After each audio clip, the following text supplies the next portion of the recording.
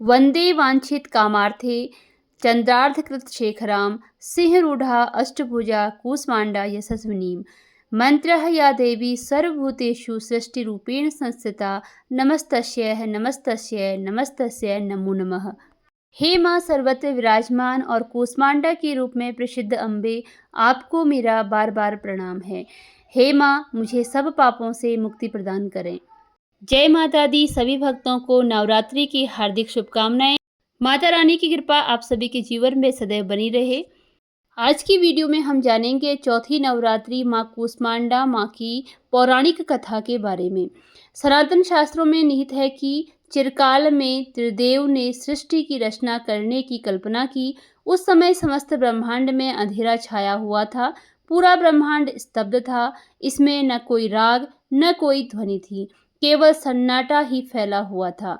उस समय त्रिदेव ने जगत जननी आदिशक्ति माँ दुर्गा की सहायता ली। जगत जननी आदिशक्ति माँ दुर्गा के चौथे स्वरूप माँ कूष्मांडा ने तत्क्षण ब्रह्मांड की रचना की। कहते हैं कि ब्रह्मांड की रचना माँ कूष्मांडा ने अपनी मंद मुस्कान से की। माँ के मुखमंडल पर फैली मंद मुस्कान से समस्त ब्रह्मांड प्रकाशवान हो उठा। ब्रह्मांड की रचना अपनी मुस्कान से करने के कारण ही जगत जननी आदिशक्ति को माँ कूष्मांडा कहा गया है। माँ की महिमा निराली है। माँ का निवास स्थान सूर्यलोक है। शास्त्रों में कहा जाता है कि माँ कूष्मांडा सूर्यलोक में निवास करती हैं। ब्रह्मांड की रचना करने वाली माँ कूष्मांडा के मुखमंडल पर उपस्थित तेज से सूर्य प्रकाशवान है।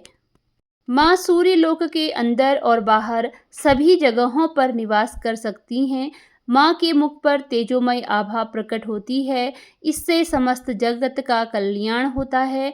इन्होंने सूर्य समान कांतिमय तेज का आवरण कर रखा है। इस तेज का आवरण केवल जगत जननी आदिशक्ति माँ कूष्मांडा ही कर सकती है।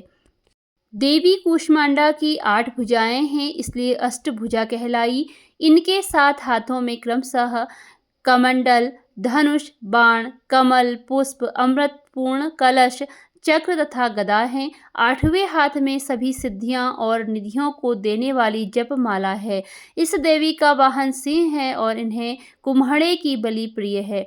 संस्कृत में कुम्हड़े को कूष्मांड कहते हैं, इसलिए इस देवी को कूष्मांडा कहा जाता है। इस देवी का वास सूर्यमंडल के भीतर लोक में है। ब्रह्मांड की सभी वस्तुओं और प्राणियों में इन्हीं का तेज व्याप्त है। अचंचल और पवित्र मन से नवरात्रि के चौथे दिन इस देवी की पूजा आराधना करनी चाहिए। इससे भक्तों के रोगों और शोकों का नाश होता है तथा उसे आयु, यश, बल और आरोग्य प्राप्त होता है। कूष्मांडा माता अत्यल्प सेवा और भक्ति से ही प्रसन्न होकर आशीर्वाद देती हैं। सच्चे मन से पूजा करने वाले को सुगमता से परम पद प्राप्त होता है।